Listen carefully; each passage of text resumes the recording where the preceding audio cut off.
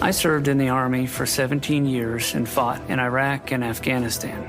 Today, we face new threats from China, Russia, and Iran, working together against our way of life. U.S. international assistance helps avoid costly wars, prevents terrorism, and keeps our troops out of harm's way. We must strengthen international assistance to stop threats before they reach our shores. But cutting international assistance puts our national security at risk. Let's keep America safe.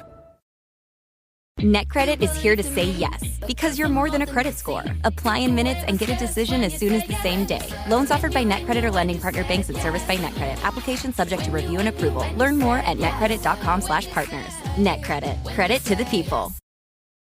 Stripe is the go-to choice for AI companies, from early-stage startups to scaled enterprises. 78% of the leading AI companies use Stripe to go to market quickly and scale globally. That includes pioneers like NVIDIA, OpenAI, and Perplexity. Stripe has developed cutting-edge tools to improve everything from fraud detection to checkout optimization. Whether you're aiming for incremental gains or planning for enterprise transformation, see how Stripe can help at stripe.com.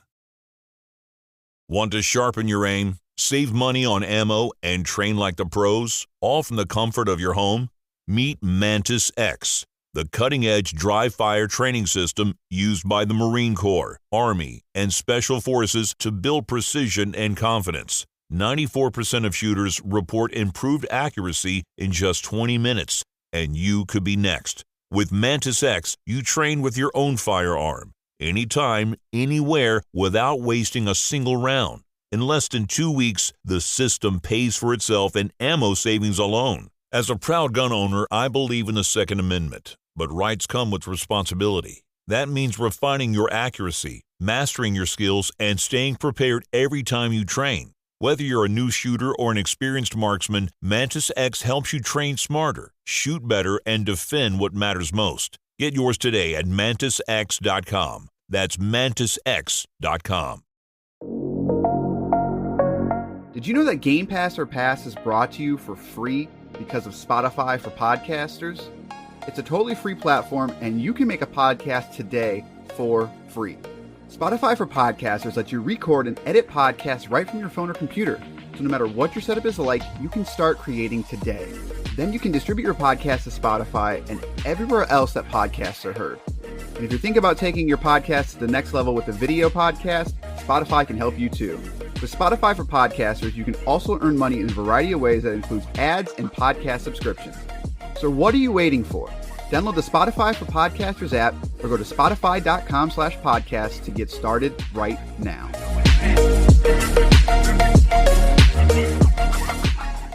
Hey, Game Pass or Pass subscribers, this is Corey. Just wanted to do a quick note here. So during this episode, we had there was something in the background that was causing some issues. I couldn't get rid of it, and it's basically when Basher talks. So I tried my best, but I just couldn't. I just wanted to give a heads up at the beginning of the episode about that. And just knowing that going forward, it's not going to happen. It's not something that's going to be regular, but it can be annoying for some. So if you don't listen for that reason, I totally understand. But I wanted to do a heads up before we got into it. So thanks for listening, and we will see you next episode with the Outer Worlds.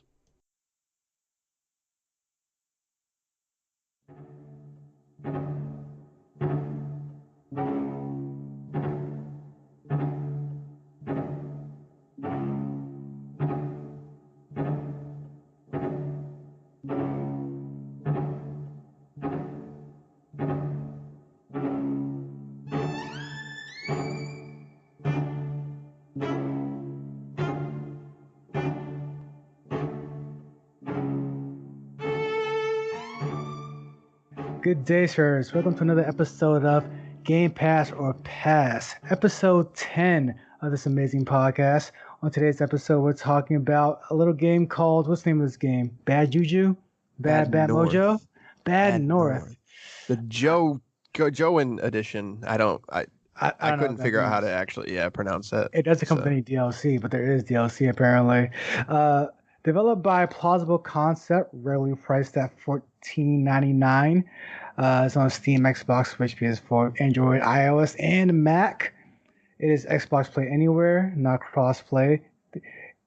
Funny it says no DLC, but the menu mentions there being DLC. So from what I could gather, we already have it all. Like the Joe, Gotcha. the Samoa Joe version, whatever we're playing. So there is DLC, but the right. Juno version is That's what I could gather. I guess on Steam you can also get the soundtrack. So I guess if you want to count that as DLC, then I'm mad at that. I like the music in this game. It's pretty good music. 1,000-point difficulty for achievements, moderate, you say? Yeah. It could get a little hard on hard mode, but this game is meant to be played roguelike, so I'm sure. I guess moderate is well, there's only like 10 achievements, and so they're all worth a lot of points. Like the hard difficulty one requires you to beat it on hard as well as not lose any that's impossible. Right, any soldiers or groups, whatever you want to call them. So like there's not a lot of achievements, they're all worth a lot, but hard mode is ridiculously hard. Like I was just curious because obviously it was worth 200 points. I was like, let's see if I can do this. Nope. You're not supposed to play hard mode yet. Before we get too deep into that, Xbox One Enhanced, yes, is 4K. Is classified as the tower defense / roguelite. Not like, but light. And before we jump right into it, again, the email at the top of the show is going to be gpopfans@gmail.com. That's gpopfans@gmail.com. If you want to get in, if you want to let us know about Yoku's Island Express, and only Yoku's Island Express. It's the only thing we're reading emails about. I will always be willing to talk about some Yoku's Island Express. I don't want to talk about Nightcall though. I don't want to talk, or the Messenger. I'll always talk some Messenger. See, I almost forgot about the Nightcall, and then you just like ruined the whole night for me. Like I was like over it until just now. So I mean, sometimes you gotta have those rainy days before you can celebrate the clear skies. So, is today a rainy day or a clear sky? Tell me your thoughts on Bad North. Man. So, I think Bad North makes a very good first impression, and then it sort of I don't want to say it fell off a cliff for me, but I don't. It's like when you eat a pizza, all right? So this guy, you have an analogy on every show, and they get more convoluted every single time. But go ahead, it's like a pizza. So you're eating a pizza, and it's really good, and then like you get to the crust, and the crust is just kind of like, all right, like you can dip the crust in maybe some marinara, some garlic or something to try to sweeten it, but it still just kind of tastes like crust. There's nothing fancy about it. You really enjoyed it, but now you're at the crust, like, you know what? I'm done with this. I think I'm just going to put this crust back in the box, and you're just going to get another piece of pizza. And in this case, another piece of pizza would be like a new run. And the reason I say that is just because there's not a lot of variety in the game. There's not a lot of different strategies. It's very much and I hate when people compare it this way, but I'm going to just because it actually makes sense. To me, it felt like a mobile game ported up, which isn't always a bad thing, but it just felt like there wasn't a lot of care given to making it more difficult or making it work super well on a controller, et cetera, et cetera. Those things that people commonly criticize for that. So I'm somewhere in the middle on it. All right, so we ended off the last show after you picked this to play this game. Well, I guess technically I picked this game. You gave me a choice. Yes. And I chose this game because I said, and I quote, hate tower defense games. So I went to this game ready to hate it. As soon as I saw the art style, I'm like, oh, great, it's one of these. Because it's clearly like an indie, so shady, minimalist art style. Like as soon as I say that, everyone already knows what it looks like. It's very clean. It's very it's not pixel art, but it might as well be at some points. But yeah, it's very clean, and but for reasons, because it was designed to run on phones, kind of thing. Exactly. So so it doesn't. But I will say, I think the visuals and the presentation with the music is probably the best part, in my opinion. It's got style. It definitely has a very unique look to it, and it's while it is indie, it doesn't look indie to me. So if that makes sense, I don't. Yeah, but yeah. No, I agree, and it's among many things in this game that grew on me. My first run was disastrous, and I was pretty much ready to write the game off, honestly. But I'm like, wait a minute, I do a podcast about this thing, so I should play it one more time. So upon the second run, things started to click a lot more. And I don't know if it's just because I have more control over my units, but I started digging this game a lot by my second run to the point where it's like, all right, I need to beat this game. I need to beat this game on normal so I can unlock all the items and power ups so I could do a hard run because over time, like I'm completely different. Like if we're still talking about pizza right now, I got to the crust. It was like filled with cheese. It had cheese on top. Like I'm like it's. I would argue the game has just enough depth. It's not. I'm not gonna say it's the most in depth in the genre, like by far. But I will say it has a surprisingly amount of depth to it, and it's just enough to where you can kind of get your, like you can really dig into it, get what you want out of it, and kind of jump out of it. Yeah, I think I have played a lot of tower defense games, and so I don't think it's a bad thing to say that this is like an entry level tower defense game, because it definitely presents things in a way that is concise. Is that a word, concise? Mm-hmm. And like so you. On the contrary, my first run, I won, and I didn't really have any issues. And maybe it was just because, so I think we were able to find out. It was actually kind of hard discovering a lot about this game, just because the developer is very small. It's their only game. So I just had the feeling that there was something procedurally generated here, and I think we were able to figure out it's the actual levels. So like your path is not procedurally generated, but the actual levels are. So maybe I just got a good roll or whatever you want to call it in terms of having defenses. So, but yeah, because the way the game works is essentially you start off with 2 units, right, and then from there you have to defend one island, and then you blow out the map, and it's like you see there's a spider web almost of islands you have to get from left to right. And in between those islands, or rather each island might have an extra unit you can pick up, an extra item you can pick up. And what killed me the first run was the fact that not only do you move between the islands just however you want, but it's a restriction on time and units. So you can only do so much activity per turn, and that's depending on how many units you have. I wasn't paying attention to that at all. And I would constantly miss islands that had items or especially units. So I got halfway through my first run and I still had 2 units. Yeah, that'd be a problem. So, and I just hit a complete brick wall until it clicked with me like, oh, this is how you play this game. So once that clicked, I'm like, the strategy started to come in a lot better because then I could start positioning my pikemen and my swords and move my swordsmen around more, position my pikemen in one spot or 2, and start laying traps and stuff. Like it kind of clicked with me overnight.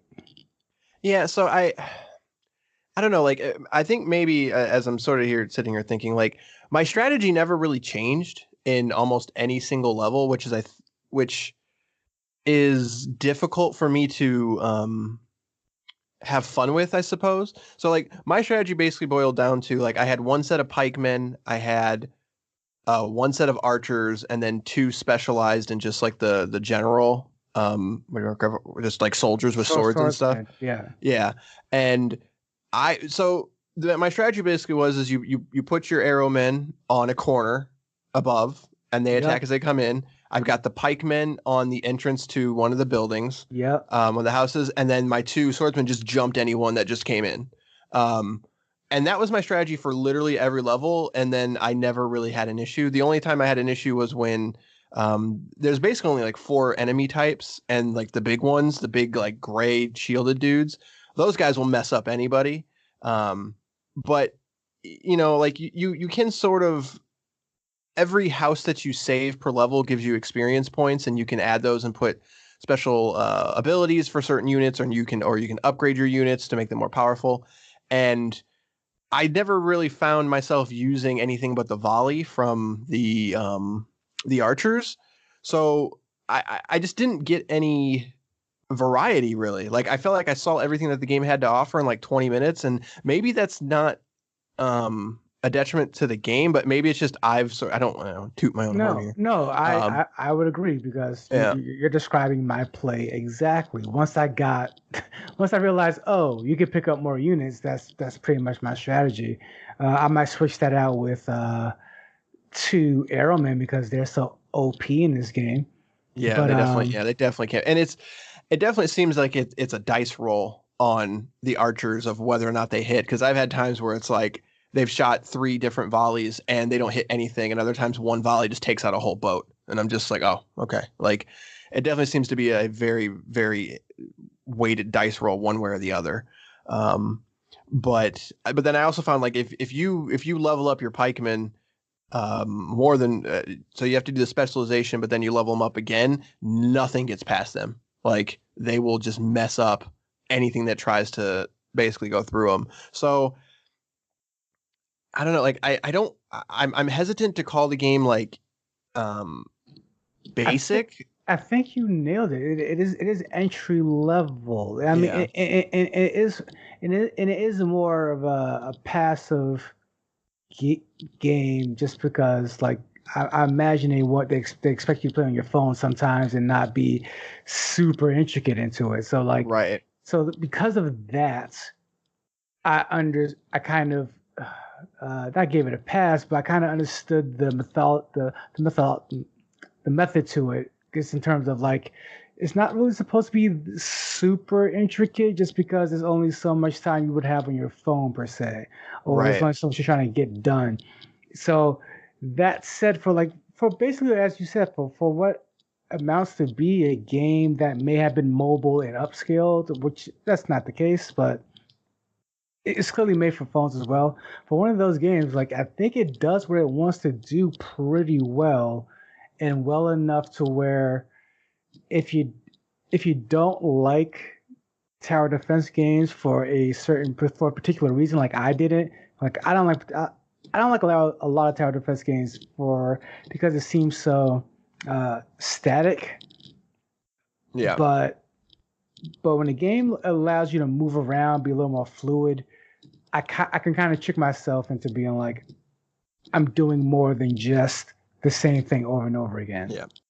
So yeah, no, yeah, definitely. I can agree with that in terms of that's why, like, I don't want to call it bad, because it's not bad, but it just, to me, it's so just basic that you can see everything the game has to offer. And if you've ever played any kind of tower defense in terms of like, and I hate just comparing to games, but like I have played so much Defense Grid, and it's like literally every single tower and every single enemy has sort of a push and pull to it, as well as, honestly, what this reminded me of was Fire Emblem, because Fire Emblem had a very basic rock paper scissors system of basically like, I don't remember it off the top of my head, but like, lance beats shield and sword beats whatever. Right. And this was even more basic than that. It was just like, this beats everything kind of thing.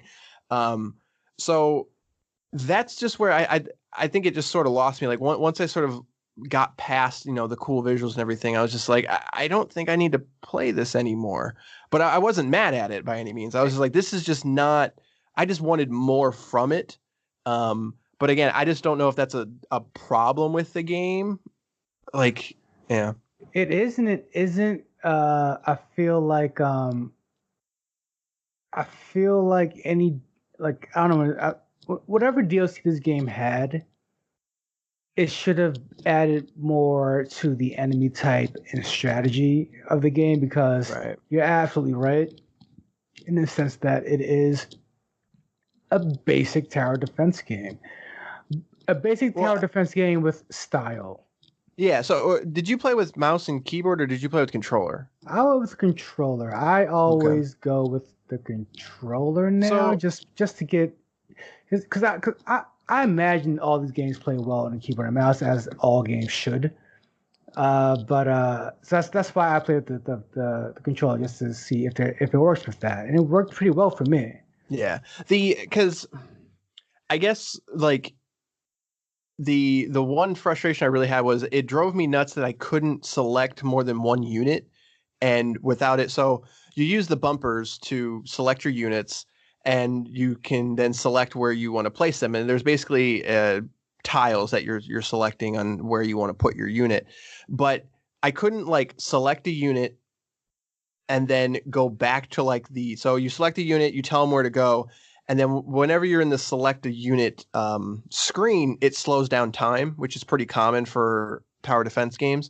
But I couldn't stay in that menu. Like I couldn't toggle that menu. I basically had to select a unit, tell it where it's going, and then go back into the actual menu. So then like the game would start and stop kind of thing. And to me, that just kind of was like a big red flag of just like, man, like this just doesn't have the depth, because I want to be able to, in a single turn, pick all my units and tell them exactly where I want to go without having to keep going back and forth into a menu. And that's just kind of where I think that's where the seam started to fall apart for me. It's just like, man, like this just isn't there for me. For me, that's why I was curious, like on PC, like I'm wondering how that would work. Cause I guess if you just clicked on a unit, it would probably slow down time. But so yeah, or maybe you use the mouse wheel or something. I guess I should have looked into that. But so I was just curious on how it would work on a keyboard or mouse, and maybe that would actually solve a couple of my issues in terms of just like controlling it. But yeah. Now, I assume I'm playing with the controller for most of these games anyway. Right. For me, this seems starting to come apart, as you pointed out before, when the strategy became the same. Right. On one side, because this is definitely one of those games where it does not take a long time to master it. And again, I'm not sure if that's by design or not, because even hard mode is just kind of, they just kind of amp up the waves. Essentially, you're not really changing your strategy; you're just doing it faster in a sense. So it's a matter. So like, that's really when the game starts coming to it starts coming down off the high horse. Essentially, it was like once you realize what you're doing, once you realize how to play it, once you realize you're good at this game, you're probably getting ready to get off of it. Right, and it definitely is like that. You know, once you've seen behind the curtain, it's just like, oh, okay, like I got it now. Like I know how to win, kind of thing. So it's just it's tough to, because I think it's fair to say that we both enjoyed the game. I think you enjoyed it way more than I did, but I don't know if that's a bad thing, just because I think you have started to see the addicting nature that a tower defense can be, a good tower defense can be, because there's such thing as very bad tower defense. This one is not bad by any means, but when it comes to, you know, passing this game on or telling people to pass on it, man, it's tough. Like, the thing is about tower defense games, I just don't. It's a genre I just don't like in general. I mean, I've played good ones before, and I play great ones that I can say are objectively great, but they're just not for me. It's whatever it is about the gameplay it never holds me, and this is no exception. I like this game a lot more than you did, but that doesn't mean to say I like the game a whole lot, if that makes any sense. Right. Because at the end of the day, this game has a very short lifespan, and I was hoping for more. Yeah, it almost is a perfect Game Pass game because of that reason. It's just like, oh, you want to kill time for an hour or two? Here you go. Like, go on a run, you know? But when I look at, like, man, that's tough. I don't know. Like, I really can't come to a conclusion in my head if this is a game that people should play or pass on. I don't know. Where do you fall? I fall on this side of this is not a game you, you really want to pass on to a friend. Just because the depth isn't there. Though this the amount of time that you download this game is the amount of time you're going to get over this game. Like Right. And again, it's not to say the game is bad. It's just a matter of there's not enough meat on the bones to really say like jump into it, have fun, and then jump out because it's really just a I don't say it's a waste of the time, but it's just a matter of it's not a lot of time to be spent here. Right. But so it's tough. I wish there was another game on Game Pass that I could say, play this instead, but there really isn't any other tower defense game to my knowledge. I'm sure there might be, but there's 100 games on there, so it's hard to know them all.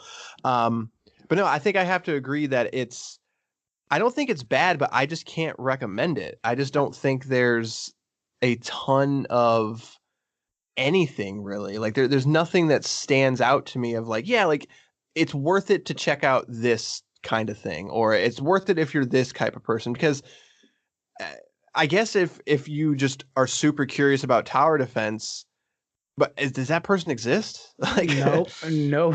Yeah. So so like to compare it to like Operencia, The Stolen Sun, in terms of the audience is meant for and the deftness of it and whatnot. For me, I recommended that game because it does have enough meat on the bones, in my opinion, in terms of at least of a story or characters or just longevity. Like this, like you're always working towards something. Whereas a tower defense game like this does not have any kind of plot, any kind of story, any kind of character. Right. So once you get the gameplay down, once you nail that, there's really nothing else. Right. Yeah. I can agree with that. Like, man, like, but at the same time, I'm just like, man, maybe that's what Game Pass is for. But I'm gonna have to, I'm gonna have to go with my gut and just be like, I don't hate it, I don't love it, but I can't recommend it just because I think there's much better stuff you could be playing, like Yoku's Island Express.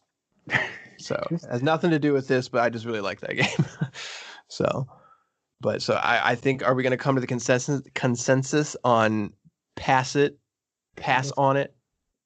We're going to pass on it on this one. It's unfortunate because it's not a bad game, but it's not one you need to go out and download. Yeah. So that's unfortunate because I wanted, when I first saw this game and I was like, oh, that game looks really cool. Like I really want to play that. And it's kind of a bummer. I'm kind of bummed that there wasn't more there, but what are you going to do?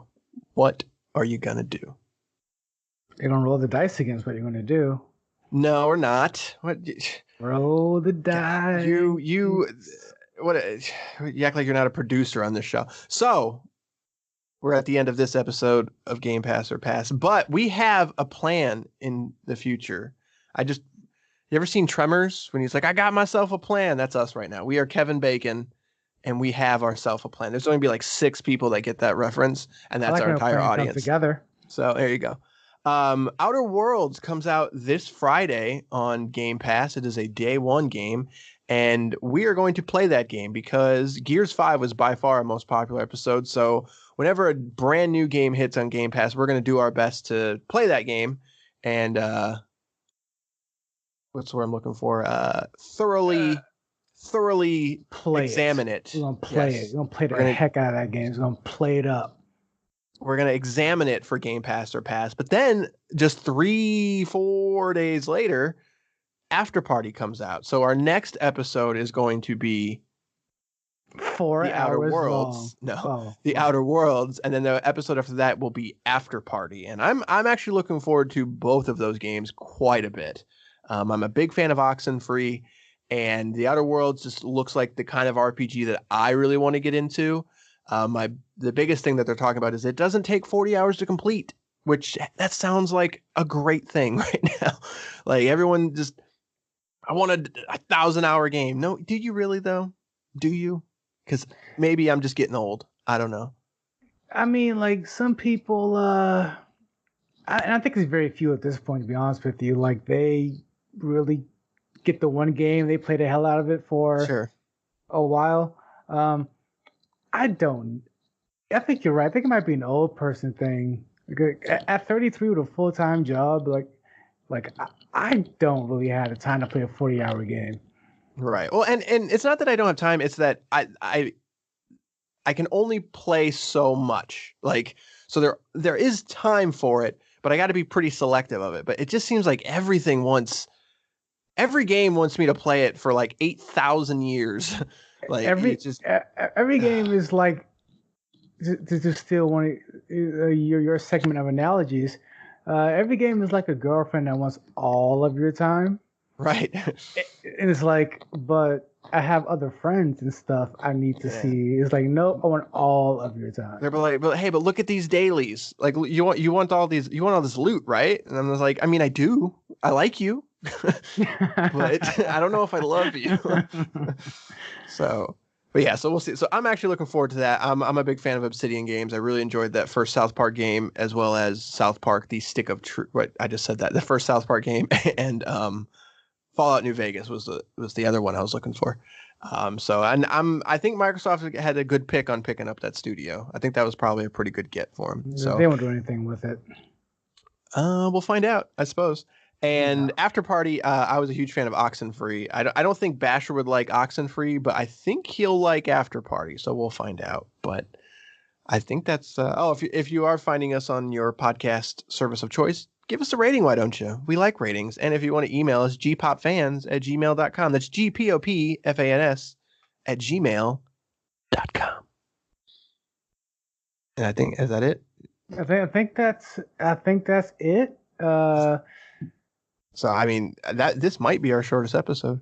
Nope. I lied. I'm looking at it now. Halo Wars Definitive Edition. Gosh darn it.